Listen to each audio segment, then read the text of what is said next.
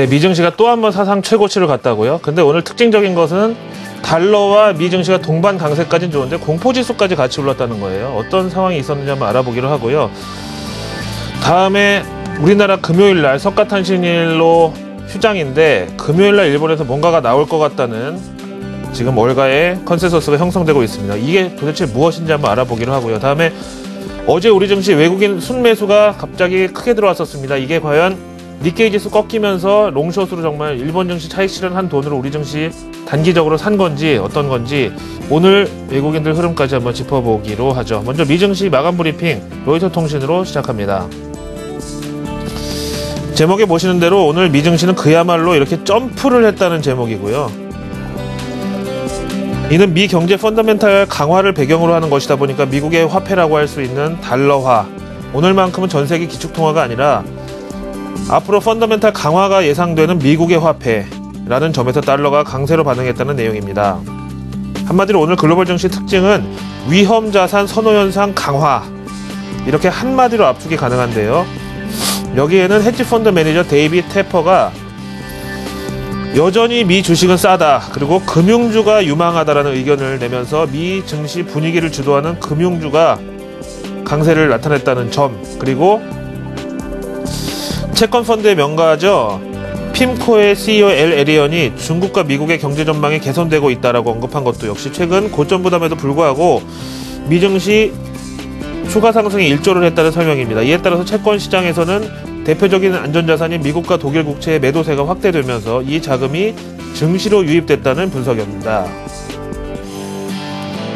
채권펀드 매니저가 미 경제 펀더멘탈 강화 얘기한 것이 오히려 채권에서 자금이 빠져나와서 증시로 유입되는 효과를 줬네요.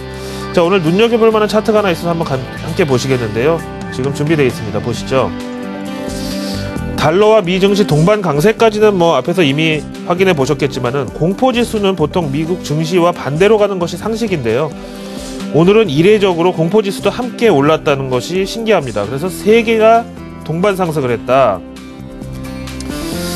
순서대로 정황을 말씀드리면요. 달러화는 최근 며칠간에 제기된 연준 출구 전략에 대한 반응이라고 봐야 되겠고요. 다음에 미 증시는 그럼에도 불구하고 파티가 이제 끝나가는 것은 우리도 알고 있는데 지금이라도 즐기자, 어떻게든지 막판까지 올라타서 먹고 나와야 된다, 이런 일종의 과열 양상을 나타내는 것으로.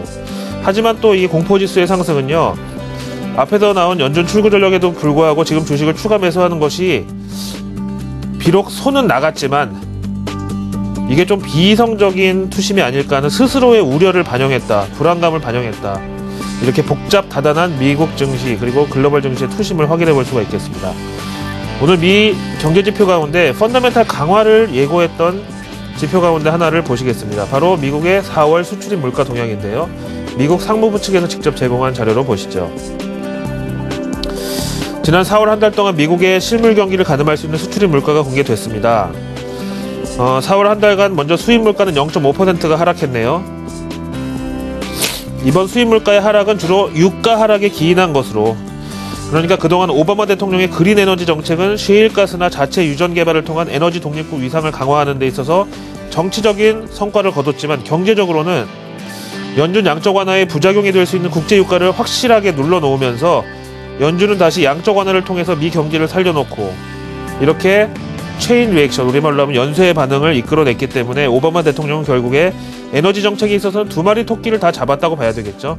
그래서 국제 유가를 눌러놓은 것이 결국은 연준 양적 완화를 힘을 실어줬다, 부작용을 없애줬다, 이렇게 봐야 됩니다. 다음에 수출 물가의 경우는 0.7% 하락했는데 이는 지난 4월 달러화가 강세를 나타내면서 똑같은 물건을 수출해도 달러로 환전할 경우에 금액이 조금 줄었다는 건데요.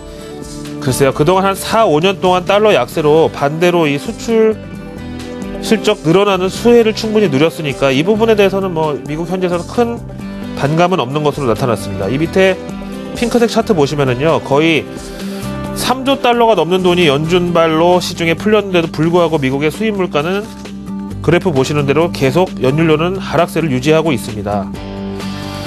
사실 미국의 현실은요, 자동차가 없이는 동네 슈퍼 가기도 힘들어서 어떻게 보면은 물보다 기름이 더 생필품이라고 할 수 있는데 유가가 내려가다 보니까는 서민들의 가처분 소득 증가로 이어진다는 게 긍정적이라는 거죠. 그러니까 평소에 자동차 이 기름값이 한 달에 한 25만원 들어가던 게 요즘에 20만원 들어가니까 이 5만원만큼 다른데 소비를 할 수가 있다. 이 소비 여력만큼 이 경제에는 긍정적이라고 봐야 되겠죠. 다음에 월가 소식통을 하나 봤더니요, 오늘 글로벌 위험자산 선호현상의 강화는 여기에서 또 힌트를 얻을 수가 있다고 하네요. 교도통신 한번 보시겠습니다.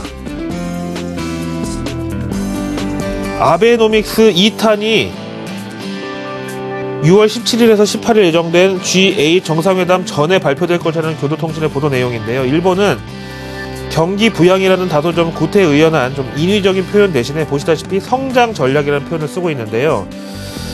이번 아베노믹스 성장 전략 2탄은 법인세 감면, 규제 완화, 여성 고용 지원, 투자 육성책 등을 포함한 기존에 엔저로만 밀어붙이던 통화정책에다가 이번에는 좀 더 현실적인 재정정책을 추가할 것으로 예상되고 있습니다. 그런데 오늘 왜 갑자기 이게 월가에서 관심을 얻었냐고요? 바로 이 점 때문인데요. 그 시점이 중요하겠죠.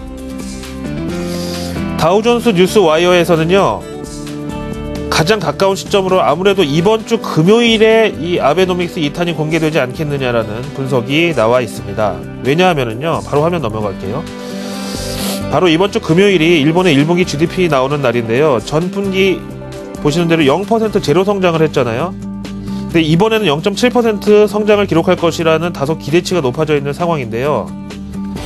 사실 돈을 푼 거는 4분기부터였는데 여기 그래프 보시면은요, 돈을 풀었다고 해서 이렇게 통화정책으로 경기 부양을 할 경우에 갑자기 성장률이 튀어오른다는 게 아니고요. 지금 보시는 대로 나이키 커브 내려갔다가 올라가는, 내려간 게 지난 4분기였으니까 올 1분기부터는 이제 플러스로 진입해서 본격적인 나이키 커브 후반부가 나오지 않겠느냐, 이런 기대감이 크다는 건데요. 사실 지금 수요일이니까 이틀 전이긴 한데 어차피 일본 정부에서는 이미 지금쯤 결과를 다 알고 있을 테니까요. 금요일 GDP가 예상보다 못한 결과일 경우에 아베노믹스 2탄을 함께 섞어서 공개를 한다. 시장이 실망하거나 앞에서 보신 대로 일본 재정정책에 대한 우려감이 들지 않도록 GDP가 보시는 대로 0.7%를 밑돌 경우에 이런 아베노믹스 2탄을 함께 섞어서 발표를 할 것이다라는 예상이 나와 있다는 거죠. 일본 증시, 일본 경제 살아나는 건 뭐 다 좋다고 보더라도요, 우리 증시 입장에서는 상대적인 좀 피해가 걱정이 되는 상황인데요. 지금 달러하고 코스피 지수 흐름을 어저께 한번 함께 보실까요? 하루치 그래프 보시면은요, 어제 보시는 대로 달러 대비 엔화 환율이 이 구간에서요 102엔대를 갔다가 과연 여기에서 위로 올라가서 안착하실 것이냐 어제 궁금하다고 했는데 그게 아니라 밑으로 미끄러져 내려오면서 보시다시피 코스피 지수가 반등을 했고요. 외국인들 순매수도 여기서 왔다고 봐지는데요. 오늘 간밤에 일단 102엔 26전까지 기록을 하면서 102엔 위로 올라탔다는 거죠. 그래서 오늘도 역시 마찬가지로 어제 니케이 지수 하락하면서 코스피 지수 외국인 매수세가 붙었었는데, 오늘도 만약에 니케이가 추가 하락한다면 외국인들 매수세가 하루 더 이어질 수 있지만, 반대로 어제 하루 차익 실현하고 앞에서 본 여러가지 기대감 때문에 니케이 지수가 하루 만에 반등을 한다면 우리나라 증시 어제 상승분은 그대로 반납해야 되지 않을까. 어제 외국인 순매수는 그대로 롱숏에 따라서 되돌림 현상이 나타나지 않을까, 이런 우려가 있고요. MSCI 한국지수 보셔도요, 1.81% 상승 마감이지만 어제 상승분은 후반영했다고 보여지고요. 지금 현재 일일 변동성이 워낙 크기 때문에 외국인들의 단기 대응 전략, 우리도 단타 잘한다 이거죠. 따라서 57.82도 객관적으로 봐도 코스피 1900대 못 미치는 흐름을 현재 표시하고 있기 때문에 오늘을 잘 넘겨야 된다. 일단 금요일까지 저렇게 아베노믹스 2탄이 나온다는 기대감이 있는 상황에서요, 니케이 지수가 오늘 반등하면 코스피 어제 상승분 억지로라도 반납할 수밖에 없는 이런 정황이 걱정이 된다. 저는 이렇게 말씀을 드리겠습니다. 글로벌 마켓나우 수요일 순서 김희욱이었습니다.